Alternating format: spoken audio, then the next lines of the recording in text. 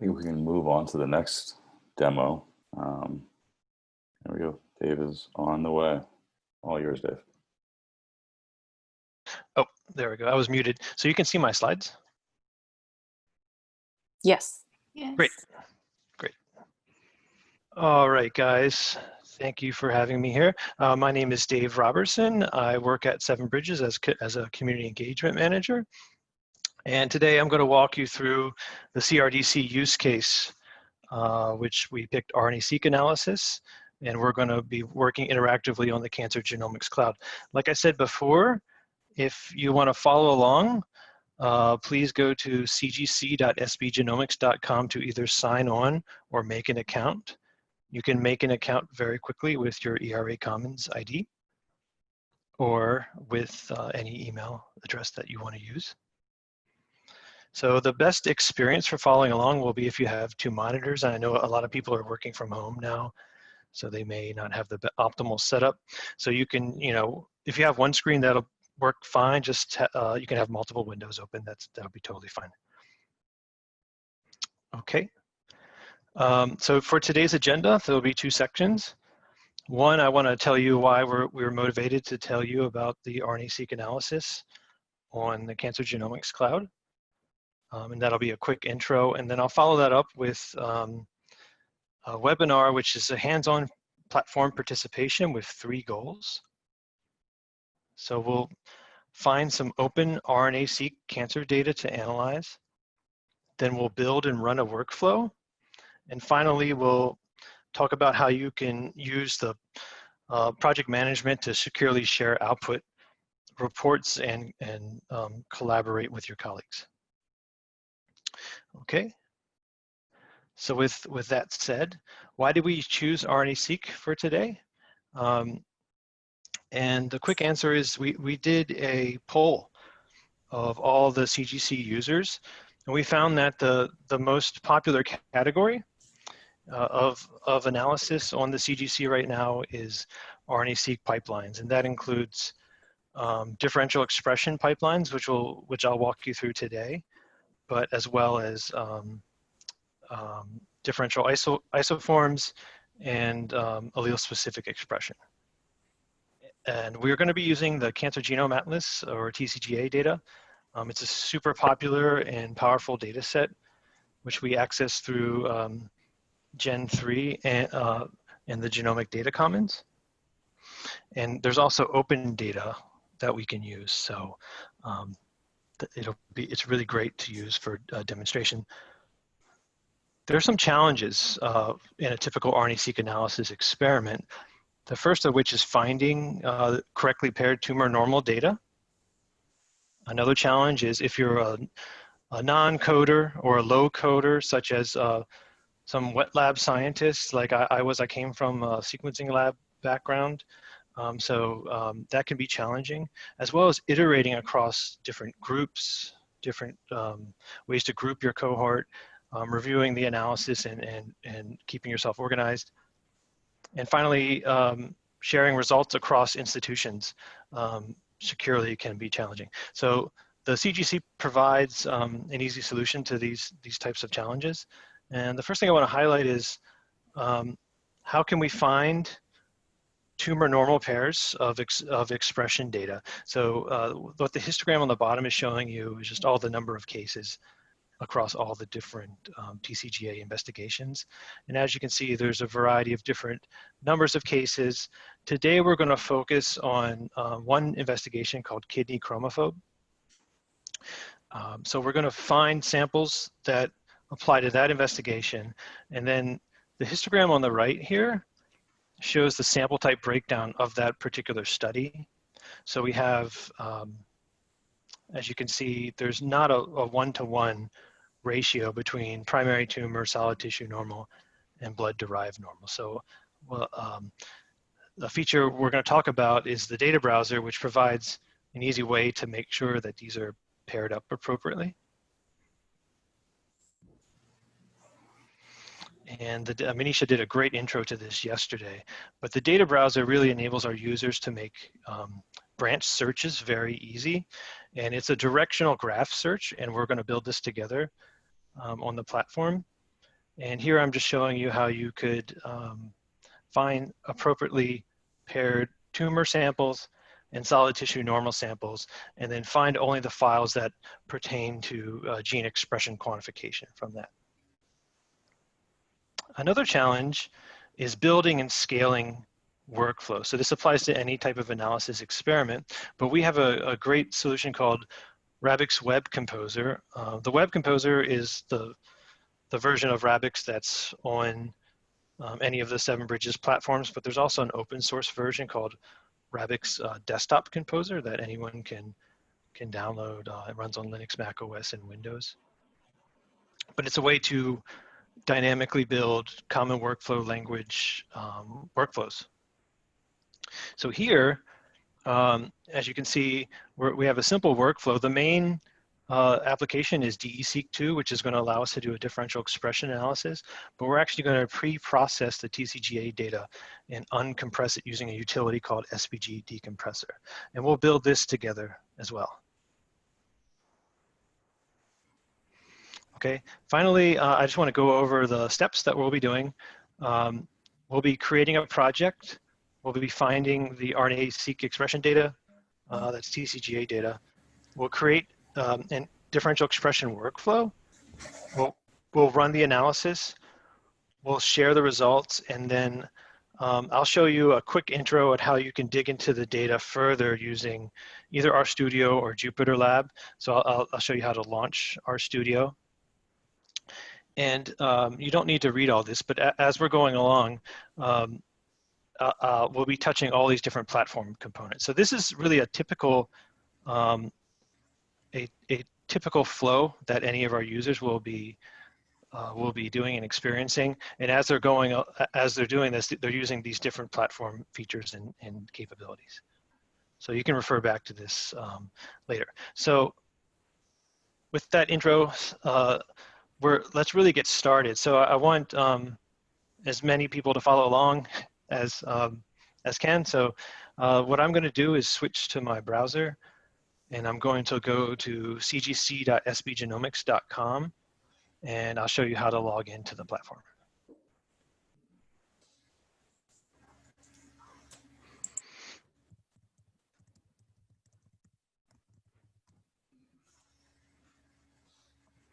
Okay, so you should be seeing the login page, which you can find at cgc.sbgenomics.com.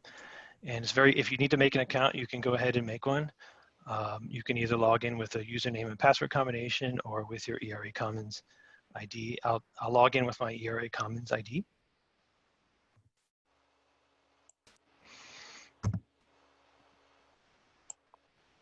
Okay, and then it goes through the Data Commons Framework services.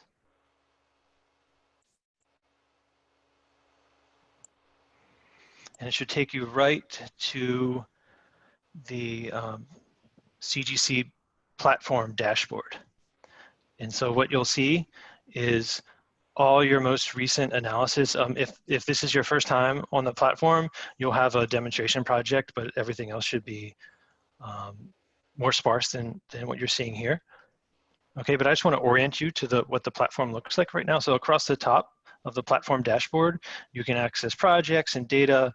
We have a public apps gallery, which we'll go through soon. We have public projects and some other options. On the left side, you see your most recent projects, and on the right side, you see your most recent analyses. But we're going to make a project together right now. So I want everyone to find the green button in the middle. It's called Create a Project, and click on it. And then it'll show us this form that we should fill out. Okay, so you can name your project whatever you want, but I usually name it with a reason and the purpose of the project. So today we're doing RNA-seq analysis, so I'll just name it that. And we're using TCGA data, so I'll name that. So the user can make as many projects as they want. Your project gets a secure URL, okay, under your username. And then now we need to define how we're going to keep track of the funding and how much we're spending for storage and analysis. Everyone should use their pilot funds today. But you can actually belong to multiple billing groups. Okay, so we help users organize that. You may have a grant from the NCPI or another program. Multiple users could belong to the same billing group, like a lab. So I'm actually going to use customer support today, but everyone else should be using your pilot funds. The next thing we need to fill out is location. So the location, we operate on a multi-cloud environment. So we can pick either AWS US East 1 or Google US West 1. Okay, and so this is a unique feature of the 7 Bridges platforms, and they all have the ability to run analyses and store files in either of these cloud locations. So you need to think about what data you're going to be using. Now the Genomic Data Commons is actually is available on either location. But for instance, since we're talking about interoperability today, if we were going to focus on interoperability with some of the other cloud platforms, we may want to pick Google. So today, let's just pick AWS US East 1. And there's 3 more options we need to consider before we create our project. Spot instances on AWS, also known as preemptible instances on Google, it's a way to help significantly reduce your computation costs by up to 80%. And what that does is it uses the cheaper instances or the cheaper rate, okay, but they can be preempted. If they are preempted, the system will restart the analysis for you automatically. So we recommend keeping that on. Memoization is the ability to automatically reuse your pre-computed results, and that can significantly reduce the amount of time that analysis can take. For instance, if you're indexing files or indexing a genome reference, you wouldn't have to do that every time if you had already, if one of your jobs had already indexed that. The final option, which everyone should uncheck, is a checkbox next to "This project will contain controlled data." So when you're working with hosted data on this platform, or if you're on Biodata Catalyst and you're working with top metadata, if you're going to be working with controlled data, you should check that. And what that enables is an additional guardrail for users to work appropriately with the data. But today, we're just going to find open data, so we don't need to have that checked at all. Okay, so let's go ahead and create our project. And by the way, this should be a highly interactive session. So if anyone has any questions, please either put them in the chat, or I've built in lots of time for asking me things. So if anyone has a question and they want to make sure they can catch up, just let me know. Okay. Dave, I've got a quick one. Do you ever see Sure. any differences in performance between AWS and Google resources? That's a really great question. Maybe I don't have information about that particularly, but that would be a great question for the discussions tonight, this afternoon. We haven't seen any. Like I said, it depends on where your data is residing, right? So you're going to get the best performance. So if you are attaching a Google bucket or interacting with another platform that has the data in object storage in that particular cloud, you can save on your funds and get a performance boost by selecting that type of project. So here is your project dashboard, and I want to orient everyone to this.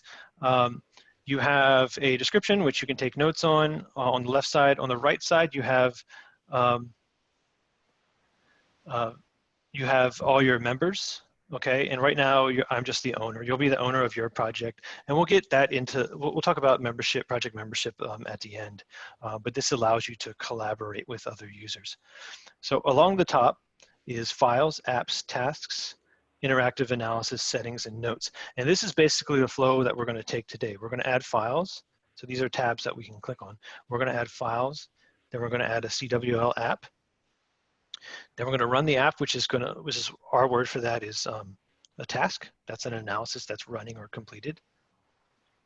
And then I'm going to demo doing some digging further into the data with an interactive analysis using an RStudio session.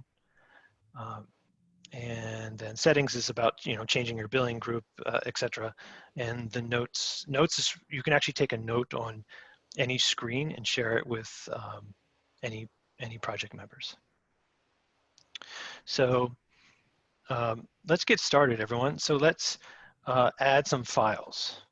And Manisha did an excellent job explaining all the different ways you can add files. So if you click on your Files tab and then click on Add Files, you'll get a preview of all the different ways that you can add files. So we have public files, which include references and test data. We have the data browser. You can clone them from other projects, FTP, HTTP server.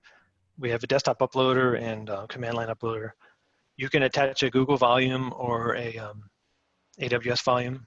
Sorry, you can attach a bucket on either of those platforms, and we call that feature volumes. You can attach, you can import from a manifest. So this is how you would import from Protein Data Commons, for example. But today we're going to focus on the data browser and build a query. So click on Case Explorer and Data Browser, and then click on Go to Data Browser. And let me know if I'm going too fast for anyone. Case Explorer and Data Browser, go to Data Browser. Okay, and that'll bring up a screen of some featured data sets. We're going to focus on TCGA.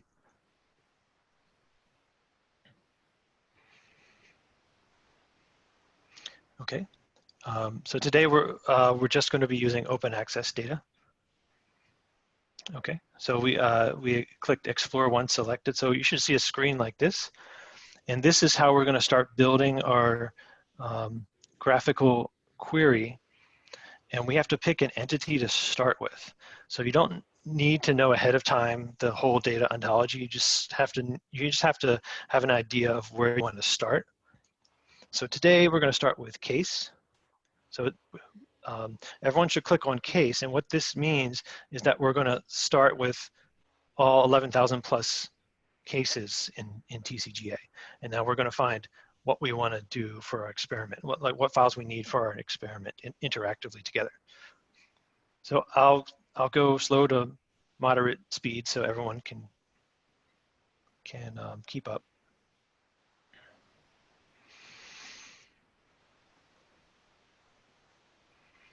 So question. Sure. So I just dragged the case window around a bit, and the add entity thing disappeared. How do I get it back? Oh, just like that. What happened to it? So good question. Thank you for. So if you click back on it, so you can drag it around and move things around, but if you click on the word case, it'll pop back up. Thank you. So we're starting with all cases, right? So we have 11,000 cases. Let's add another entity to filter on. So we're going to add investigation. So click on investigation, and you'll see we're starting to build a directional search. So all the cases, and we're going to filter. Investigation is an entity, but we're going to filter by a property. Under investigation, we can filter by investigation name. So click on investigation name and find kidney chromophobe, which is about halfway down, and click filter by. And you'll see some stuff on the bottom changing. If you hit refresh on the bottom left side, you'll see we have one investigation, which is what we selected, and we're down to only 113 cases for our experiment today. So now, I'm going to actually move this down a little bit. Now we need to start to do a branch search, which a branch query. So click back on case and find the sample entity. Sorry, me again. Sure. So how did Absolutely. you get to the 113? I have the filter by up, but did you hit the refresh on the left side? Oh, the little refresh. Sorry, missed that. Thank you. Thank you for the question. It's a lot at one time, but we'll get through it. Just keep asking me questions because I've built in some extra time for us. So we're actually going to have two sample entities. So one's going to be tumor and one's going to be normal. So we can type in a value. So I know I want tumor, so just type in tumor and it actually finds the property that might have a tumor keyword, which is sample type. So we can just click on primary tumor. And now I want to add another sample entity, okay? And this one is going to be normal. So it's actually going to give us two options. Let's pick solid tissue normal today. There's also blood derived normal, but let's go with, for this experiment, let's go with solid tissue normal. All right, so far so good. Now we want to. No, it's me again. Sorry. Sorry. How did you get the second sample box up? I was working on the first one. Go back to case. So go back to case, and you should see all these. Got it. Okay. Yes. So, all right. Thanks. So we'll give you a second to add. So one, you should have primary tumor and solid tissue normal. So the final entities we need to add are files. So if you click on sample, you'll see, you have some more entities that you can add. Let's click file. And we're going to do one for each, but and they'll be the same. We want the same types of files. So we want to find gene expression files. So I'll just type in gene, and there's two data types we have. We have gene level copy number and gene expression quantification. We're doing RNA-seq differential expression, so we need to find the data type, which is gene expression quantification. So if you click on that, and I'm going to add the same thing on the bottom one, and then I'll pause for a second to make sure everyone is on the same page. Okay, so here's what our query looks like. And I'm going to hit refresh on the bottom left, and you'll see all the things that it filtered out. So we have 69 primary tumor gene expression quantification files and 69 paired solid tissue normal gene expression quantification files.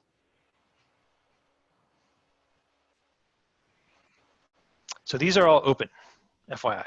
So these files are open, and if you actually see on the file list down here, there's an unlock button. It's green, so that means it's open to anyone. But obviously most files are restricted, but today we're working with open data. Okay, so if everyone is caught up that's following along, we're going to copy these files to the project which we just made. Okay, and to do that, click on File, the file entity, and you'll see a copy button. So click that, and then it says Copy Files to your project. Select the file select the project that's at the top, which is the one that you most recently made. Mine is RNA-seq analysis TCGA, and then it's actually not. It's making pointers similar to the other platforms. It's actually going to make not physically copying out of the bucket at this point. It's just going to make a pointer or a reference. And once the screen loads up, it's actually going to give us the ability to add a tag. So I know this came from the first file entity on the top, so I can just tag these with tumor. This is just an additional, this is optional. This is just an additional way to organize things. You can tag it with whatever you want. Okay, so it says I've copied 69 files to RNA-seq analysis. Okay, so we have to follow that. Now we have to copy the normals. So just do the same thing. Find the file entity that's coming out of the solid tissue normal and copy those to your project. And I'm going to tag these with normal. Okay, and we are done. So there's a couple ways to get back to your project. The easiest is to have just clicked on that pop-up box, but you can actually go to your projects list and find your name of your project. It'll take you back to your dashboard, your project dashboard, and then we want to find the Files tab, which will be the second tab from the left. Click on that, and you'll see, I just want to pause on this screen for a little while. So this is the second tab, it's Files, and you'll see a lot of stuff going on here. One, you have all your files. So you have tumor, and you should have some normal files at the bottom, and these are all our normal files. So you have this view which has the file name as a link, and then you have your file type, you have your sample type, aliquot ID, and you can actually customize this by bringing up different columns. and we can actually filter dynamically. So we could bring up sample type here, and we could filter. It actually gives you a running count. So we have 69 primary tumor and 69 solid tissue normal, and you could filter if you want to, and tag everything. So everything has. I want to make another point here. So if you click on any one of your files, you'll see that this file has inherited all the metadata from the Genomic Data Commons data model. Okay, and that includes things like case IDs, demographics, some diagnosis as well. This is sort of like the minimal metadata, but we can add additional metadata. If you're working with protein data, other types of data, you may want to have some more organization. You could add any type of metadata you want. Okay, so now that we've finished adding our files, the next step is to create an app to run. So click on, actually, I want to show off the public apps gallery. So before we get to the apps tab, click on the public apps menu at the very top. And this will take you to our CWL public apps gallery. You actually don't need to log in to see, if you want to copy this URL, cgc.sbgenomics.com public/apps. So this is open to everyone. And it says we have 461 public common workflow language workflows and tools. Okay, so today you can also use DocStore. You can import from DocStore as well. But today we're going to use the public apps gallery. So we need to find two apps. The first is going to be differential expression, or rather it's called DESeq, but we can just search for differential. That'll bring up a whole bunch of things related to differential anything. So differential methylation, we'll see that. A lot of these are related to the category differential expression. If you scroll down about halfway, you'll see an app called DESeq2, which is an R package. So we're going to be using that today. So let's copy that to our project. So the app is called DESeq2. And we're going to copy that to our project by finding the copy button, which brings up a submenu. Find the project that we just made.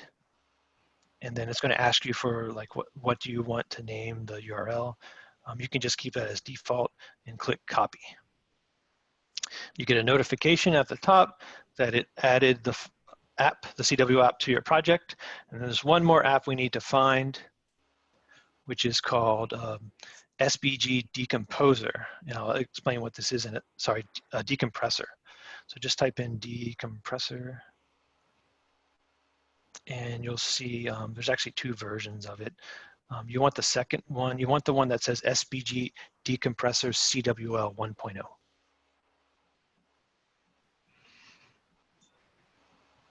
Okay, so copy that to your project. Okay, and then if this, you can go back to your project now in your apps file. So we've staged two CWL apps in our personal project apps gallery. So we have Decompressor and we have DESeq2, but now we're going to make a workflow. We're going to string these together in a wire diagram so we don't have to run them separately. Okay, so the next step is to create a workflow, and we can do that by clicking on the Add App button. And then there's, like files, there's several ways to add apps. You can clone them from other projects, but today we're going to create a new app, which is, there's a difference between a workflow and a tool. The tool is the smallest step that you can break a workflow down into. And a workflow can have multiple chains of interconnected tools. So today we're going to create a workflow, and we're going to let's call our workflow differential expression.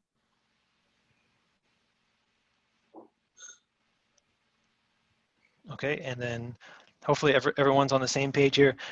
After you click create, you'll see a blank canvas where you can drag apps onto your canvas.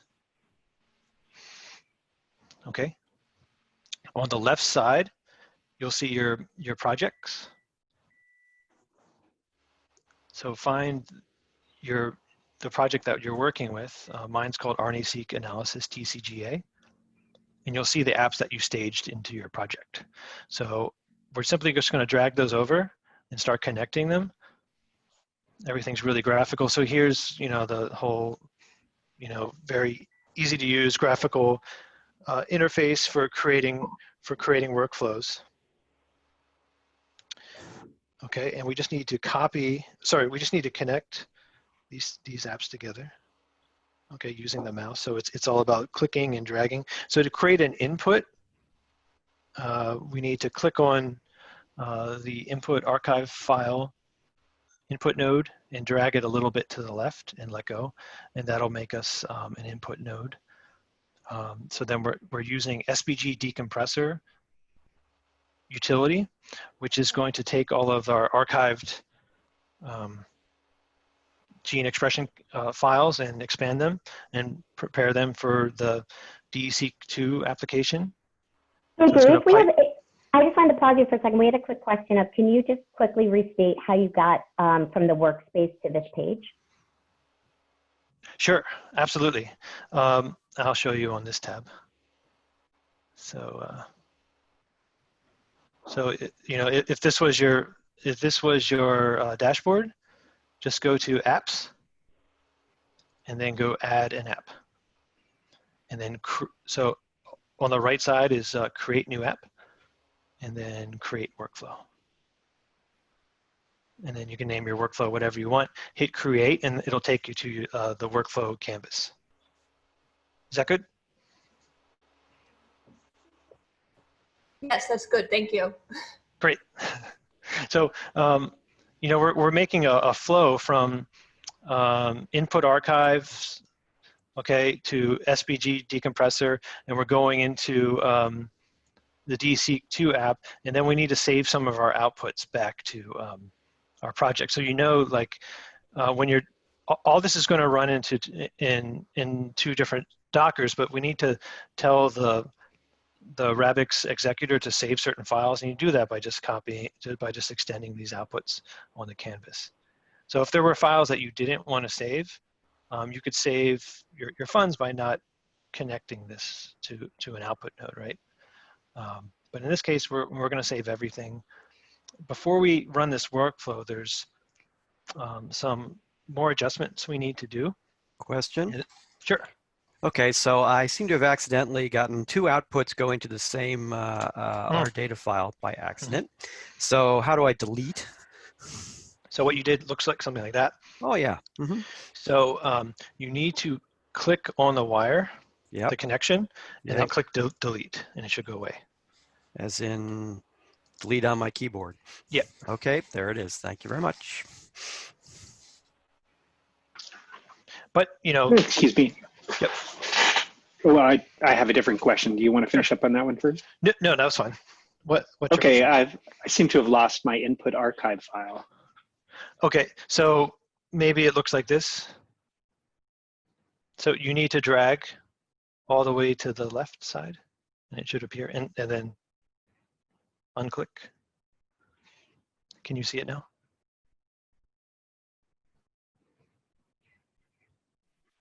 Yes, sorry, I muted too early. Yeah, thank you. Great. So there's a few more things we need to do before we can make this run efficiently. So if you remember, we copied all the kidney chromophobe gene expression files from the Genomic Data Commons. So it's going to be an array of files. So this tool is actually expecting just one file.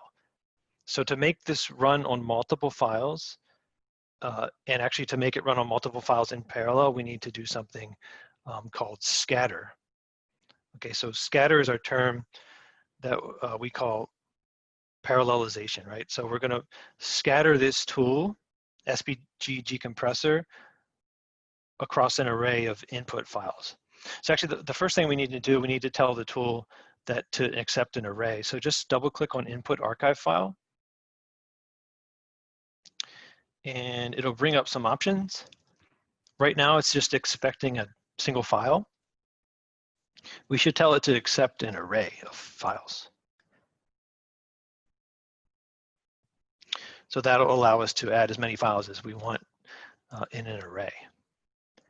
And now this is actually turning orange because it's saying, wait a second, this tool is just expecting one file. It's actually going to not run appropriately probably. So the next step is, after you've made input archive file an array, is to double click on SVG decompressor and scatter this, tell it to scatter and to run this tool one time for every file in this group. And to do that, we go double click on SVG decompressor, click on step, highlight input archive file as the file we want to scatter on, and that should do the trick. And what that's going to do is run this once in a loop, actually in a parallel loop, one time for every archive file that we have. Okay, but after you scatter, you need to gather. Okay, so imagine this expands into, we have 120 or so input files. It's going to run those all in parallel, but then we need to run DESeq once for the entire group. So we need to tell it to gather now. So double click on DESeq2, and there's actually 3 small things we need to do to get this to run. And those have to do with the required inputs. So you'll see there's a bunch of parameters that are exposed to you. We don't have to worry about those. All we need to do is worry about whenever there's a red asterisk. So there's 3 inputs that have a red asterisk next to it. The first one is expression data. So you've already connected that, but we need to tell it to gather. And so if you go to link merge method, if you flatten the inputs, that'll do the trick. So it's merged flattened. Okay, so let me know if that's unclear. There is 2 other inputs that required inputs that we need to address. So if you scroll down about halfway, you'll see covariate of interest, which is a string. And so we know that our covariate of interest that we want to do is to compare tumor versus normal, and that's saved in the metadata field called sample_type. So just type that in. We could do a more advanced thing by exposing this and enter this at runtime, but for today's demo, we're not going to do that. So just for covariate of interest, just type in sample_type. And then one more thing that's required, it has a red asterisk next to it. It's called quantification tool. Here it's a enumeration, and it's all these different tools that that DESeq2 is prepared to deal with. We know that in the Genomic Data Commons, these were quantified using HT-seq, so we should select HT-seq as the quantification tool. And if everyone is with me, I'm going to go ahead and show you how to run this. So if you click on Save and Run, it'll bring up another page.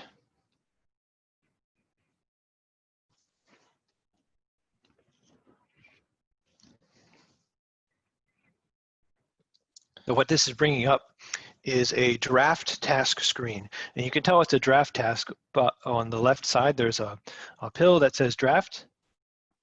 There's we're now on the task page. And there's different types of tasks. There's draft, which means that we're still setting things up. Then there's queued, then there's running, and then there's completed. So it's going to, after we hit run, it's going to cycle through those different statuses. So here, since we already entered the app settings, we just need to select some files to run. So on the left side, you'll see input archive file. And now we need to hit the file picker button, which is select files. And this brings up a mini file picker screen. Now here, we can use the metadata, file types, file names to find the exact files that we need. So we need to specify the type. So we need to filter by counts.gz, and those are the HT-seq files. So if we just filter for counts.gz, you'll see all the files. You'll see some that are primary tumor, some that are solid tissue normal, and they're all here. It's actually 46 in total that we're going to use for right now. select all of them by hitting this checkbox on the left side. Like you can pick individual ones, but we want to do the entire cohort. So let's select all and click Save Selection. Okay. Yeah, Now there's some. Oh, Sure. so earlier when I export the data, I think apparently I didn't export GZ files. So I have only text file. How can I? Oh, so you only see the text files? Yeah, so I know. Okay. I went too far.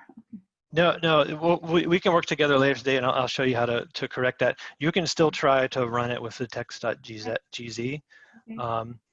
and just get a feel for it. It may not complete successfully, but that's fine. You can actually invite me to your project, and I'll help you later. Okay. So if you do have those counts.gz, you'll see them all here. Now, there's Manish talked about this a little bit yesterday. We have an ability to batch by groups, and I want to show this feature now. So we can run this on all our files, or we could batch. So if you want to turn batching on, and I'll leave this up to you if you want to turn this on or not, because I'm going to run it two different ways. I'm going to turn batching on, and you can either batch by file or any combination of file metadata. So if you want to do this, turn batching on, go to File Metadata, and you see all the TCGA metadata up here. And so I'm going to batch, we could batch by case ID, but I'm going to batch by gender, just because it shows off the grouping a little bit better. And then, so select the metadata you want to batch by, click Done. And then what this does is it actually will show the grouping here. So we have, we're grouping by male and female. And this is just telling you a warning that some tools expect the exact same number of files. But that's okay for today's example. And then when you're ready to go, just hit run. And then it says you're about to run 2 tasks. Click run, and a new screen will pop up, and this is a batch task, so it's actually going to have more than one child task. If you hit refresh on your browser, you'll see that it made the child tasks already. And if you look closely, you'll see the name of our workflow, differential expression, the timestamp, and what we're batching by, in this case, gender. So we have a task for female and a task for male. And so what this is doing is provisioning this is an AWS project, so it's provisioning an AWS instance for each of these jobs. And when it's complete, it will write the files we decide to save back to our project. So I talked about iteration, doing multiple things and testing things out and trying different things. You can easily rerun this by clicking Edit and Rerun. Let's say I wanted to see what, if I decided batching by gender was the wrong thing to do, I just hit Edit and Rerun, turn off batching, and now we're back to running them all together in the differential expression software. So I can also rename the name of the job. So I can say, I can just say this is all files, as opposed to batched. So this task is going to use all our subjects, regardless of gender, and I hit run. And so when I go back to my task page, I have 2 tasks. I have all files, which is queuing up right now, and a batch task, which is running. So this should take about 5-6 minutes to run. So what I'm going to do is, while this runs, I'm going to do a cooking show thing where I flip back to what I did this morning and show you what it looks like when it completed. So if you go to your task page in a few minutes, you'll see it look like something like this. You'll have it, the batch task will show you that it completed. So if we pick on one of these child tasks, you'll see all your inputs. You'll see all the app settings that we left most things on default, right? So this is just showing you all the things that were in default mode. Okay. And on the right side, you'll see all your outputs. If you see a histogram, or that means that this can be viewed on the platform. So we can view CSV, TSV, HTML and images right on the platform, including HTML. So let's just take a quick look at this HTML report. I'll click on the report and you'll see it in a preview page. I can actually expand it to the entire screen size if I wanted to by clicking expand report, but all the links should work. And then, you know, some basic JavaScript should work as well. So we have a PCA plot here where we can see like the clustering of the tumors, and the normals are sort of all over the place here. We have clustering and heat maps, gene counts. So we have all these great images to review. So let's say you wanted to share the results with your colleague. You could do something like take a note, create a new note. So the notes will follow whatever screen you're on. So you could say, please look at PCA plot and post the note there. And then we could go back to our project dashboard and we could invite new members. So I'll invite my colleague Manisha. Okay, and at this point, I can decide what permissions she should have. So I could give her all permissions as admin, or I could say, you know, you can write and copy things and look at files, but I don't want you executing additional tasks in my project. I could go ahead and invite her there. And so you'll see all your new members start to populate on the right side here. Okay, so one more thing before we finish up here. And if we have extra time, there's other things I can show you. I want to show you how to launch an interactive analysis. So if you go to, in your project, go to interactive analysis. You have a few options. We have a genome browser, a variant browser, and something we call Data Cruncher. Data Cruncher is the ability, is what we call launching either Jupyter Lab or RStudio. And when you launch it, it'll have access to all your files. So I generated files, some derived files when I ran the tasks. I can then access those in my RStudio environment. I'll show you what it looks like to create a new analysis. You can pick Jupyter Lab or RStudio, give it a name. We have some default environments and we're adding more. So you could, we have a default environment, which is a data science environment, and then we have a machine learning environment, which has a lot of additional packages for doing machine learning. Okay, and then you can pick, these are all names of AWS instances, but if you were on Google, you would have all the Google instances. We also have GPU accelerated instances under, so P3 is the latest version, so we have a lot of those. And then we always recommend keeping suspend time on. So if it doesn't detect any jobs that are running or any inputs that are happening from the user, it'll save your results and put the instance to sleep. So you click start the analysis when you're ready. I'll just show you what it looks like. Okay, so this just opens up in a new tab.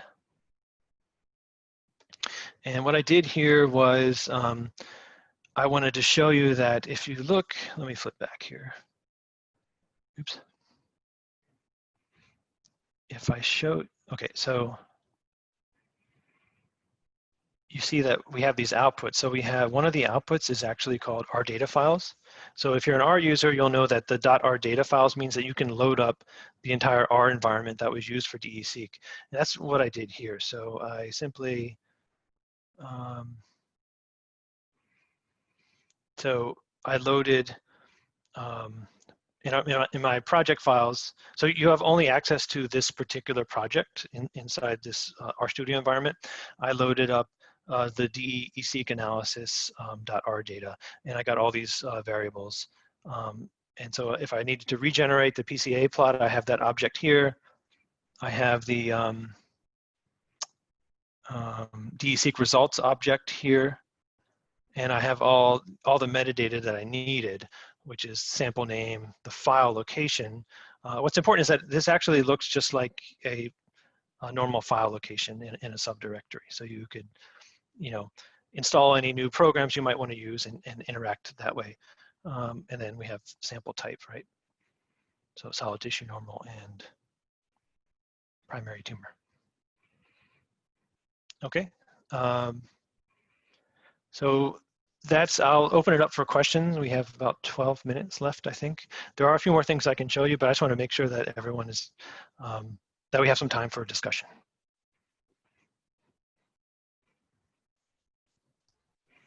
How did everyone do? Did they get all the way through? I know it was a lot of stuff. Let me see if my task's finished. Let me show you. So this is the project that I did with you guys. So I can see that my batch tasks were completed and that it's still running my all files task. And that makes sense because all files has about twice as many files, right?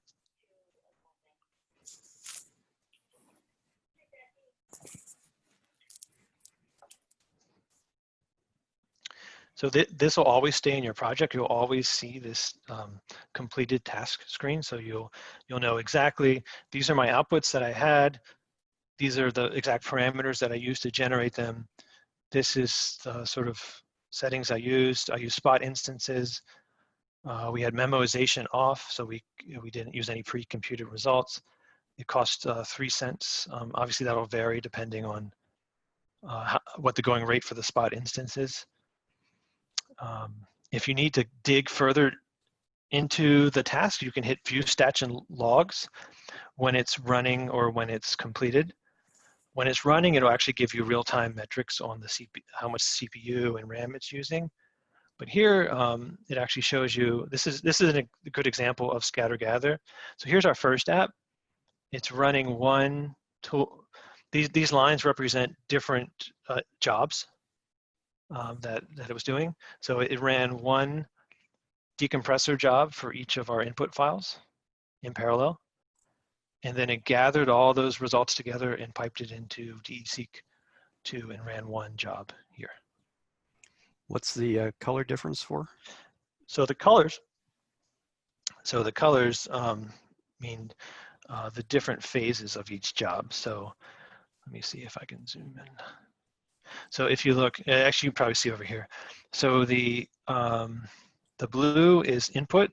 So when it's copying from the bucket, wherever object storage your data is residing from, it first copies it to the instance, and then it downloads your Docker file. So some Dockers are a lot larger than others, right? So this one is, medium size. So it took a minute to download the Docker file. And then the green is when it's actually running. So it took this job 2 minutes to run. If you wanted to dig further, you could view logs and you could see all the logs and outputs. Thank you.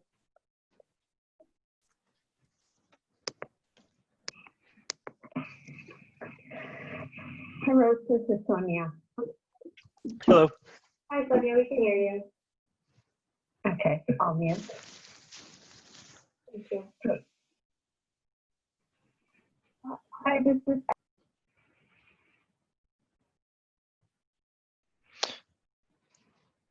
Sorry, I couldn't hear the question, but maybe you could type it in the chat. I think that may have been some feedback. Okay.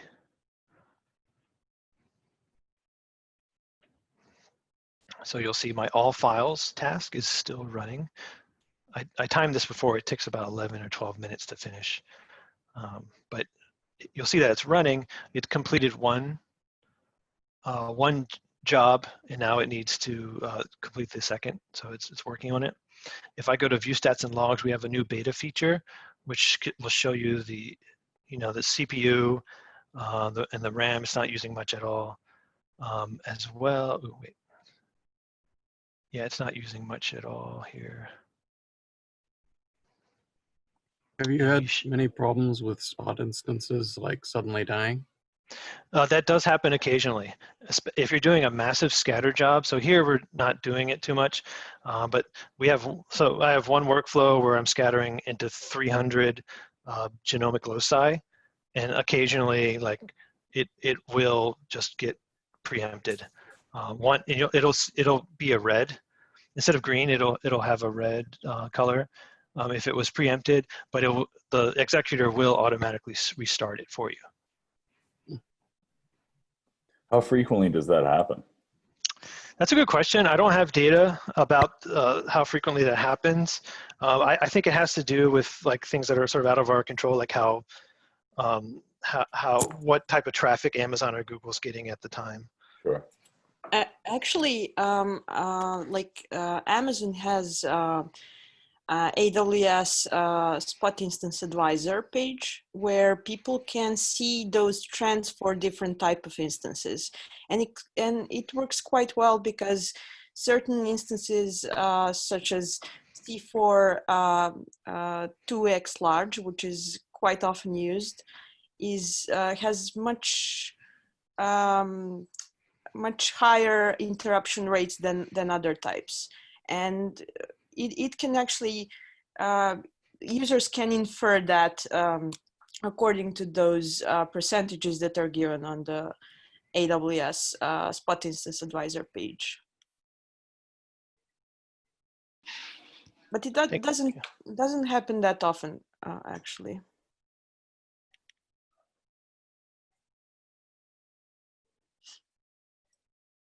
Anna. Well, I hope everyone got something out of this and was able to follow along. What you can do is if you want some more additional help from me, you can go to your dashboard and invite me as a new member. So just, my username is david.robertson, and you can go ahead and invite me, and then I'll send me a note, and I'll help you out this afternoon. Thank you. That's good. Thanks, Dave.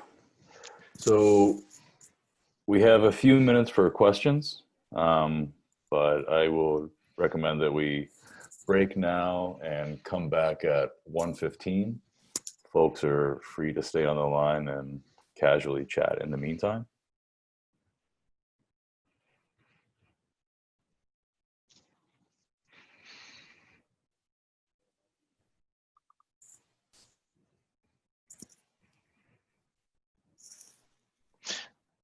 I'll keep sharing for another couple minutes and then stop sharing for the next person.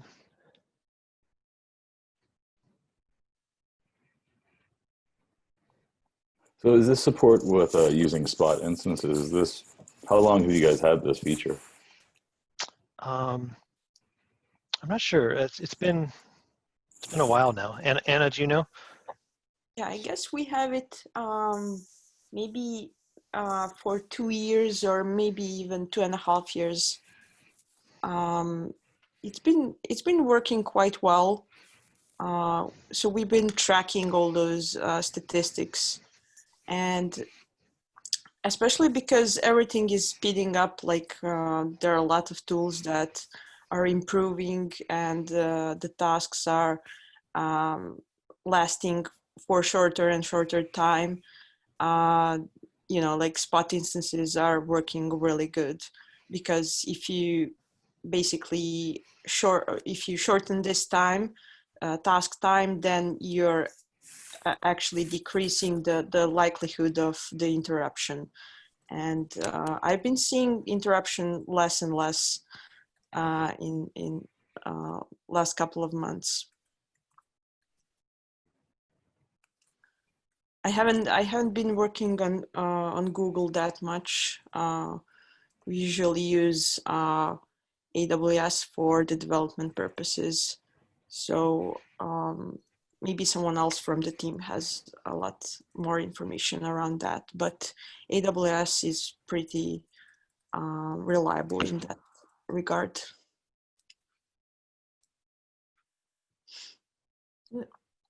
Is there any Q&A board or user forum that I can get help for discussion?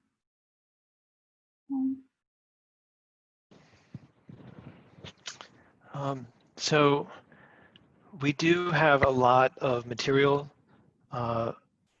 available to you to look at. We also do a lot of one-on-one help. So if I would just, you can hit on any screen you can hit get support, and that'll get, create a internal ticket that we monitor. On any screen you can hit the question mark button, and this gives you some sort of like context aware information. So if you want to learn about task logs, you can click on that and it'll bring up our docs page. But I think another good way is just to email Manisha, Anna, or myself if you need help. What's the workflow runner on the back end? So it's a Rabix executor. Oh, okay. I So thought that was legacy at this point. I think it's like a customized version. I can get you in touch with our colleague, Kaushik. It's definitely like a customized web version of it. I don't think Rabix is not necessarily legacy. It's just the development has been sort of paused. The open source, the open source executor of it. Composer is still being maintained. Okay, cool. Thank you. Okay, thanks everyone. I'm going to stop sharing. Let me know on the chat if you need any additional help. Thanks again, Dave. Make sure you give yourself a break before the next session starts, please.